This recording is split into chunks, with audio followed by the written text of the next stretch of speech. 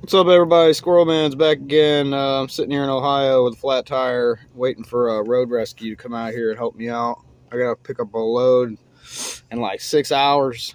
Um, I got like 6 days left, and I'm so anxious to go home, man. I was gonna stay out like an extra week, but I'm just burned out already, and I just don't want to be out here anymore. Uh, Apparently, some of y'all like my stories, man, and I guarantee you, dude, I could entertain you with stories for hours and hours of stuff I did back in the day, especially when I was young. Um, I got so many stories and experiences that I went through. Um, I grew up in not a small town, but it definitely wasn't big, and now it's huge. It's grown up so big. It's just ridiculous. That's why I have no I never get excited about going back there except just to visit some friends. Um, if you know me, you know my channel by now. I talked about living in this neighborhood that had a golf course on it. Um, there was this cop that this dude had a serious hard on for me for years. I mean, this guy just used to appear out of nowhere all the time. I felt like one of the Duke boys running from this guy all the time. It was so funny. And he was young. He was really young. You could tell he wasn't in, but maybe in his mid-20s. So he was so gung-ho being a police officer, you know. And he lived in the neighborhood. You know, you always seen his squad car parked in his driveway. That's why I knew I avoided his house like the plague, you know. Because I swear this dude had like a tracking device on my bicycle and my car when I got a car. I'm like, this guy used to appear out of nowhere. It was ridiculous, you know.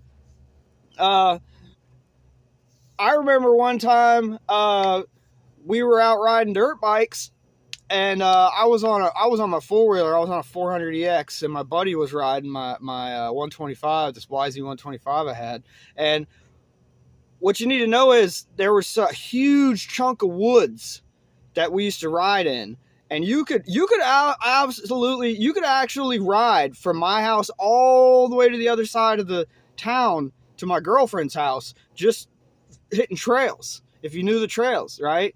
Well, one day me and my buddy took some of those trails, and we were in a different section of town, and we stopped to take a piss and smoke a cigarette, and I'm sitting there just chilling.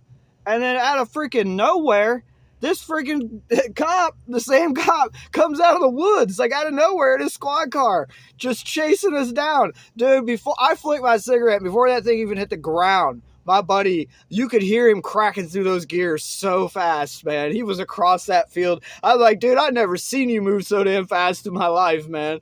And I'm hauling ass on this four-wheeler. This dude comes riding right up on my ass, chasing me down this gravel road all the way to the end until I finally found a trail, and I was like, bye, you know. And he didn't know for sure who I was because I had a helmet on. So I don't even know if they had dash cams back then. That was like the year 2000.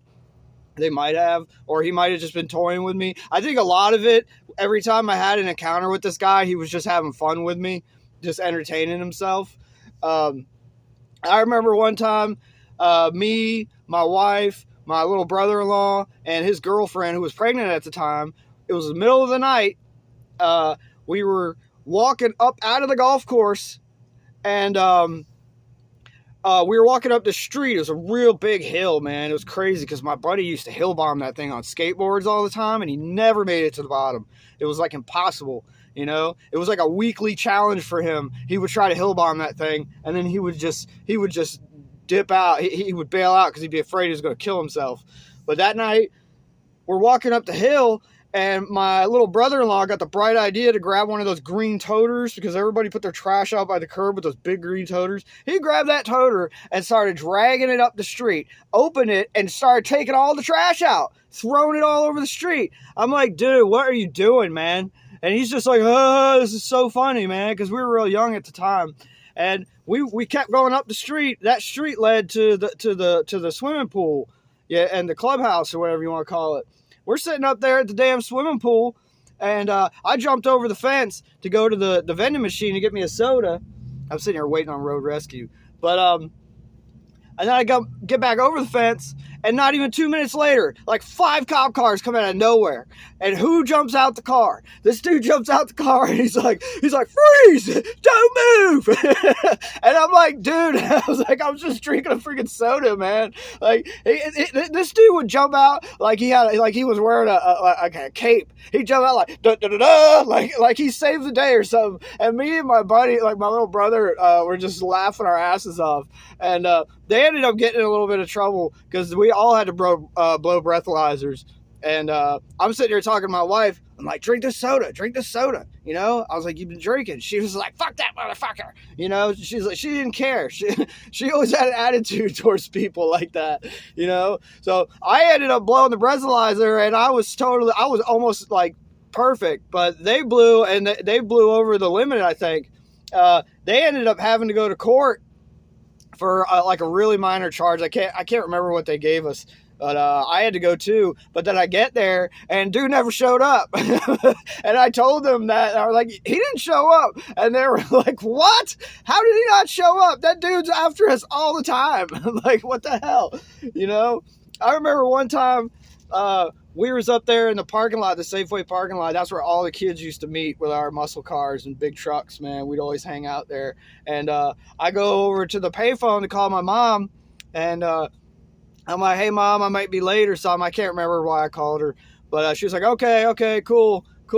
And then I got back in my car, which was this 5.0 I was driving at the time.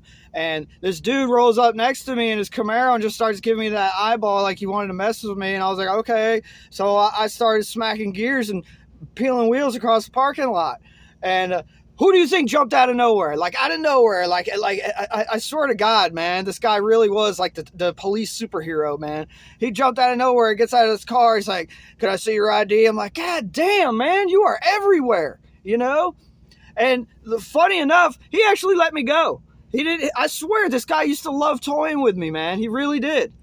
Yeah, because I was like, oh, man, please don't give me a ticket, man. I just got off the phone with my mom. I told her everything was cool, and I'm sitting there trying to guilt trip this dude, man. And he finally he let me go. And I was shocked. I'm like, God, why is this guy always after me? But then he lets me go, you know? I remember one time, me and my wife, we stayed the night over at this dude's house who was he was like a year older than us, and he was out of high school. He was already working. I think he dropped out early, and then he got a job in this construction business working for his dad. We're over at the house, chilling, drinking, getting shitty drunk. And this was after I got rid of my Mustang. I actually had a Toyota truck at the time because that Mustang brought so much heat, man. One day I was like, I got to get rid of this thing, man.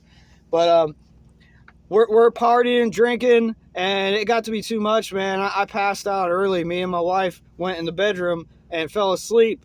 And I wake up in the morning and I have this eerie feeling. Just, you ever get that feeling? You're like, something's wrong. I already know I can feel it.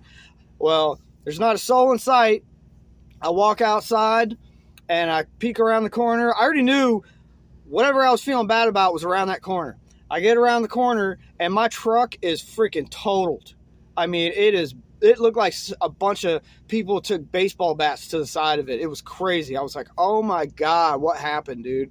I go inside and confront the guy, and of course he plays it off and acts like nothing's wrong. So I already knew what happened. I already knew they stole my truck in the middle of the night because they were drunk and they went out and beat the shit out of it. So I go home and I'm shitting, man. I'm like, what am I going to tell my dad, man? What am I going to tell my dad? And I get in there. Well, one thing I should tell you about my dad is he had a similar instance happen to him when he was younger. He had somebody steal his vehicle and they wrecked the shit out of it, you know? But I go inside and I walk up to my dad. He's sitting at the dinner table. I'll never forget. He's like drinking his coffee or something in the morning. And I was like, hey, Dad. He's like, what's up? I said, hey, you remember that story you told me like a long, long time ago? I was like, remember that guy stole your car and wrecked it? And he kind of rolled his eyes. He's like, yeah. He's like, why? Why are you telling me? I was like, Dad, the same thing just happened to me. I swear to God. He's like, he kind of just takes a step back and he's just like putting his head down. He's like, are you serious? I said, I'm dead serious, Dad. I said, somebody just stole my truck. I was like, I know who did it, but I can't prove it. And he was just sitting there rolling his eyes. He was in disbelief and disappointment. And so we call the cops. We go back over to the house. And we sit in the driveway waiting for the cops to show up. The cops show up. Take a wild guess who gets out of the car. Take a wild guess who the cop is. You know? He gets out of the car. He comes over to me and my dad. And I'm kind of just sitting there speechless. I'm letting my dad do all the talking, right? And he's like, okay. So he goes inside and he interviews 3 people. And what's funny is there was 3 guys that I used to hang out with. They all lived in the same neighborhood. They all lived right down the street from each other within walking distance. And they cooked up a story, totally blamed it all on me. And the cop totally bought it, man. He bought every bit of it, hook, line, and sinker, man. And I even was told years later how they cooked up that story and totally got away with it. And I was pissed, but I guess that's what car insurance is for. And I never hung out with them again. But you know, the real moral of the story, and really why I want to tell you that, is because karma's a bitch, man. Karma don't care. Karma don't care about the severity of your crime. You could steal $10 from somebody, and 2 weeks later, your house burns down. You know, it don't matter. I try not to mess with karma. I try not to screw people over. And the karma hit that dude real hard, because I heard some years later, his dad lost his entire construction business and then ended up committing suicide. And I'm like, wow, I wouldn't wish that on you. You know, that's pretty fucked up, man. And I heard one of the other guys was just into some dirty shit, doing sexual favors for drugs and to dudes. And then I heard his dad and his stepdad were molesting him at that time, which I was like, wow, that explains so much of your behavior, you know? So karma's crazy. It is. And I just wanted to share some old stories with you. How Johnny Law used to always have fun with me all the time. But I'm very grateful that I never got actually into like any permanent trouble. I really think that guy was just a dick, and he just loved messing with me all the time. He loved messing with kids. I probably wasn't the only person he did that to. And hopefully he's retired now. But this took place around the late 90s, early 2000s. That's when that happened. But anyway, if you enjoy those stories, let me know. Like, share, subscribe. Common sense ain't common.